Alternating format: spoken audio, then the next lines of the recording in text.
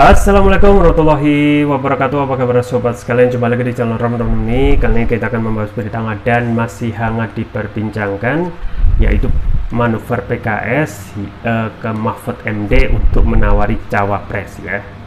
Jadi satu hal, ketika sebenarnya piagam yang disepakati oleh koalisi perubahan sudah memberikan keleluasaan untuk Anies memilih sendiri cawapres ya. Jadi yang harusnya menentukan cawapres itu Anies, tetapi terkesan memang tidak sepenuhnya seperti itu ya. Masih ada manuver atau tarik ulur siapa yang akan cocok disandingkan dengan Anies ya. Kemudian Pak Mahfud menyampaikan ke PKS, jangan ajak cawapres luar parpol tapi koalisi pecah ya. Ini penting ya. Ini sesuai yang dilansir oleh detiknews.com. Langsung saja kita baca dan kita ulas. Jakarta, Menko Polhukam Mahfud MD membenarkan dirinya sempat dikunjungi oleh Presiden PKS Ahmad Saiku. Mahfud mengatakan pertemuan itu membicarakan seputar kalender politik 2024. Benar, saya mendapatkan kunjungan Presiden PKS Pak Saiku pada tanggal 15 April pekan lalu. Beliau didampingi oleh sahabat saya sejak di DPR tahun 2024 hingga 2008, Pak Al-Muzammil Yusuf. Pak Al-Muzammil adalah wakil presiden PKS. Ada juga wasekjen PKS dan aktivis PKS Yogya Abdul Aziz, kata Mahfud saat dikonfirmasi Detikcom Selasa. Kami berdiskusi tentang kalender politik 2024. Saya menyatakan bahwa pemilu 2024 akan jadi. Pemerintah akan mengawal kalender konstitusional itu, lanjutnya. Mahfud menuturkan dalam pertemuan itu mereka juga membahas masa depan Indonesia. Mahfud menyampaikan dirinya dihadiahi buku oleh PKS. Kami berdiskusi tentang masa depan Indonesia. Saya dihadiahi buku yang dibuat oleh PKS berjudul Merawat Indonesia, ujarnya. Saat ditanya soal tawaran menjadi cawapres Anies, Mahfud mengaku hanya membahasnya sekilas. Dia menyebut yang perlu diutamakan agar tiket pencapresan Anies tidak hilang dan koalisinya solid ya. Jadi yang paling menekankan justru pihak luar. Jangan menggait cawapres di luar parpol koalisi tersebut. Terkait pasangan cawapres dan cawapres, rasanya itu hanya pembicaraan sekilas. Saya bilang yang harus diutamakan adalah agar koalisi 3 parpol pendukung Anies tetap solid supaya tiket yang sudah di tangan tidak hilang. Jangan sampai mengajak cawapres dari luar parpol tapi koalisinya malah pecah, ucapnya. Mahfud mengaku tidak memberi jawaban iya atau tidak terkait tawaran menjadi cawapres Anies.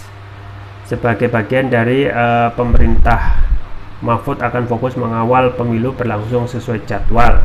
Saya tak menjawab iya atau tidak, sebab fokus saya adalah mengawal pemilu agar berlangsung sesuai kalender, imbuhnya. Kemudian, sebelumnya Presiden PKS Ahmad Saiku mengatakan dirinya telah berkomunikasi dengan Menko Polhukam Mahfud MD beberapa hari belakangan. Komunikasi keduanya untuk menjalin silaturahmi sekaligus bertanya ketertarikan Mahfud menjadi calon wakil presiden Anies Baswedan.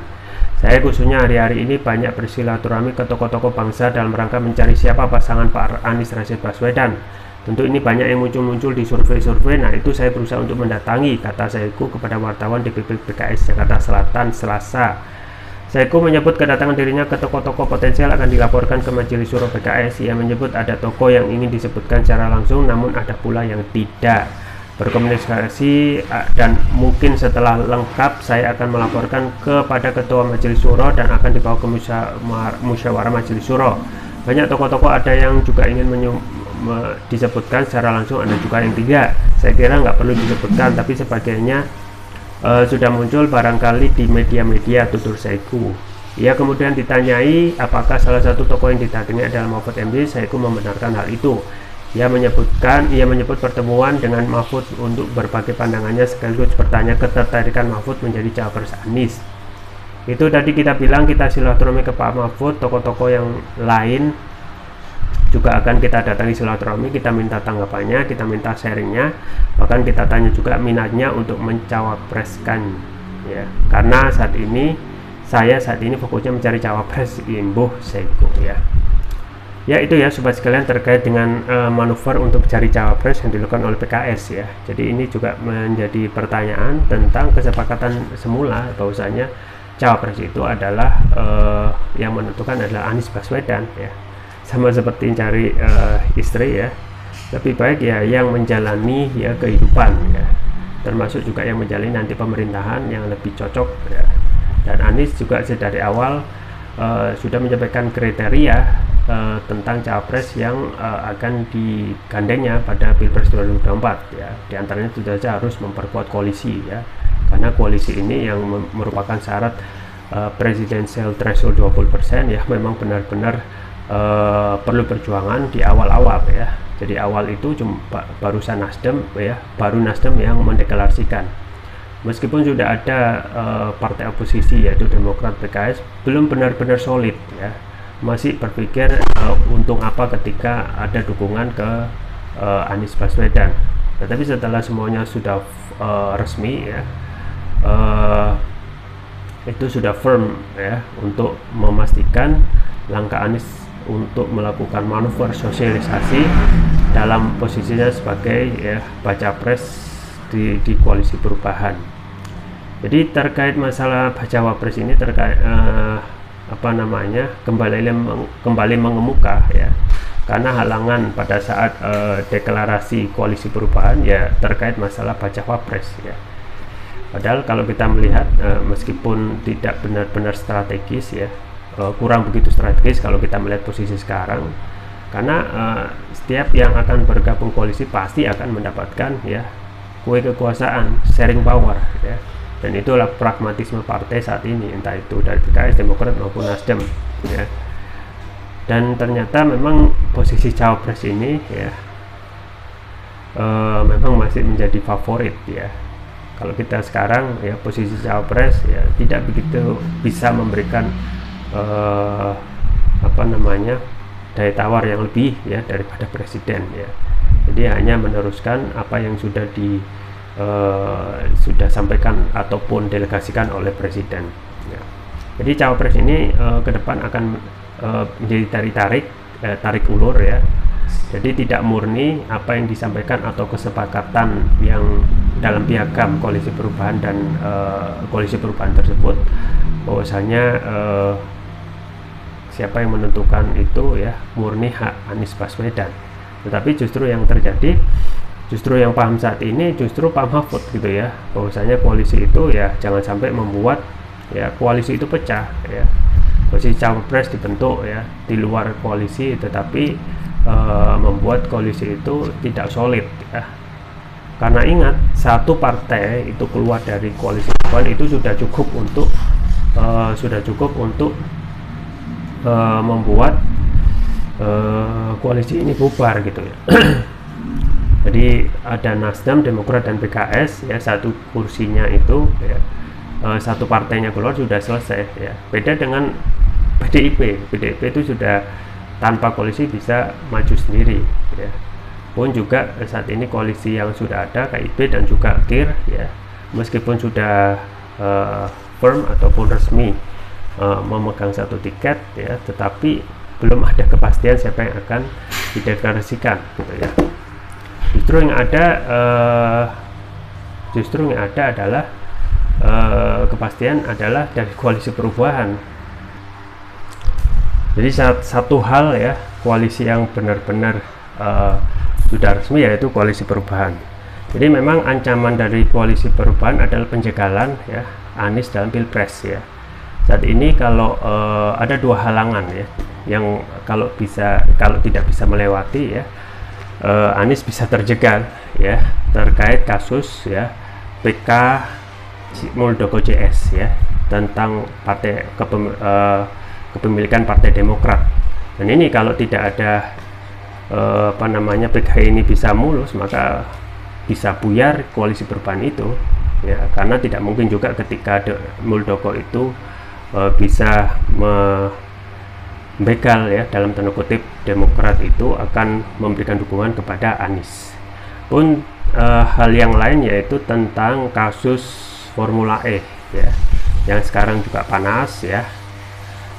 Di internal KPK juga sedikit ada friksi ya, dengan adanya keputusan Firly yang tidak disepakati oleh beberapa ya anggota KPK itu sendiri, yaitu tentang tidak diperpanjangkan ya, tidak diperpanjang lagi ya kontrak Brigjen Endar ya, yang konon sesuai dengan pemberitaan ya, ini terkait dengan kasus Formula E yang tidak ingin diperpanjang lagi karena tidak terdapat mens rea-nya.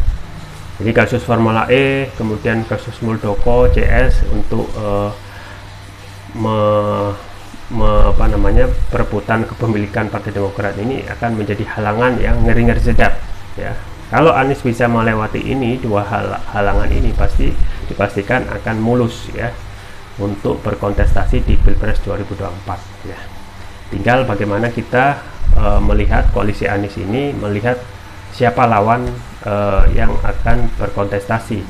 Nah, sementara ya kita ketahui sudah ada wacana pembentukan koalisi besar ya, sudah ada pembicaraan di awal ya, yaitu koalisi Indonesia Bersatu, yaitu KIB dan KIR, koalisi Indonesia Raya. Di situ KIB ada Golkar, PAN dan P3, kemudian KIR ada Gerindra ya, kemudian PKB. Nah, bagaimana posisi PDIP? Posisi PDIP juga ada sedikit friksi ya, disampaikan ya dalam pemberitaan bahwasanya PDIP mau bergabung asalkan harus baca presnya dari PDIP ya, dan ini sudah sontak memberikan pertentangan dari koalisi besar yang akan dibentuk ya. Jadi memang sobat sekalian terjadi dinamika ini ya, kemungkinan berubahnya masih besar ya, terkait siapa yang akan dicalonkan ya, dideklarasikan dalam koalisi besar itu juga menjadi tanda tanya.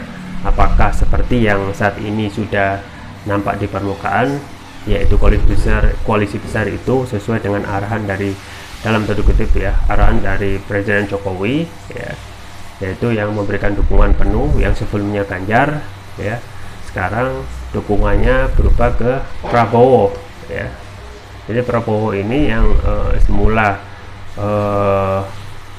surveinya di bawah Ganjar ya, sekarang terkesan coba dinaikkan untuk meningkatkan elektabilitas ya. Di satu sisi PDIP juga tidak mau kalah ya, mempertahankan keinginan awal baca pres itu dari kalangan internal ya. Nah, kalau ini benar-benar dipakai ya, cuma ada dua ya, antara Ganjar atau Puan ya. Nah, kalau Puan memang elektabilitasnya memang belum bisa diandalkan karena sampai hari ini ya elektabilitasnya ya tidak naik-naik ya. Jadi permasalahannya itu, kalaupun sudah naik dari dulu, pasti sedari dulu Puan itu akan dideklarasikan sebagai baca pres dari PDIP. Nah, sekarang memang ngeri-ngeri sedap kalau bicara masalah cawapres Anies ya. Tentu saja Nasdem, PKS ya, termasuk juga Demokrat menginginkan hal yang egaliter ya, bahwasanya tidak jangan sampai partai-partai yang sudah tergabung dengan koalisi perubahan ini ya, harusnya supaya egaliter ya, memilih capres non partai politik yang tergabung dari partai koalisi perubahan ya. Nah, sebenarnya sudah ada kesepakatan dari koalisi perubahan untuk menyerahkan masalah cawapres ini kepada Anies Baswedan. Tetapi justru manuver-manuver yang dilakukan oleh masing-masing partai itu mengatakan ya terkesan di luar dari kesepakatan ya. PKS yang sudah mendekat kepada calon-calon yang ramai diberi pemberitaan ya, yaitu Mahfud MD ya, termasuk juga yang lain pun juga Nasdem tentu saja menginginkan kembali lagi ya, cawapres Anies itu harusnya di luar dari koalisi supaya sama ya. Nah, di satu sisi ya Demokrat tentu saja mempertahankan ya keinginannya untuk memajukan AHY ya. Jadi kembali lagi kesepakatan di awal menyerahkan Anies, tetapi pada faktanya kenyataannya semuanya bermanuver ya untuk pragmatisme partai ya, menguntungkan partainya masing-masing ya. Nah, memang yang menjadi ancaman terkait juga batal tidaknya Anies nyapres. Nah, ini yang harusnya menjadi fokus perhatian daripada lebih ya mementingkan cawapres ya. Ya bisa tidak mungkin kalau solid, koalisi perubahan ini solid ya, Anies dipasangkan dengan siapapun ya, itu sama seperti kemewahan SBY pada beberapa waktu yang lalu ketika menjadi presiden ya, dipasangkan dengan siapa saja itu bisa memenangkan kontestasi dan menjadi presiden. Dan yang paling penting juga adalah bagaimana potensi kecurangan. Nah, ini juga kecurangan ya, meskipun semuanya serba solid, tetapi kalau kekuasaan itu sudah main, maka kecurangan yang sifatnya TSM, terstruktur, sistematis dan masif itu bisa membuyarkan ya, semua keinginan ya, ataupun langkah Anies untuk menjadi RI 1. Ya, kita tunggu saja ke depan tentang koalisi ataupun siapa yang akan disandingkan bersama Anies ya. Apakah Anies benar-benar sesuai dengan kesepakatan ya, yang berhak menentukan bacawa pres itu Anies, atau kembali lagi keputusan itu kembali dilihat keinginan masing-masing anggota parpol koalisi perubahan. Itu saja yang bisa saya sampaikan, semoga bermanfaat. Jangan lupa like, share, dan subscribe. Sampai jumpa lagi. Wassalamualaikum warahmatullahi wabarakatuh.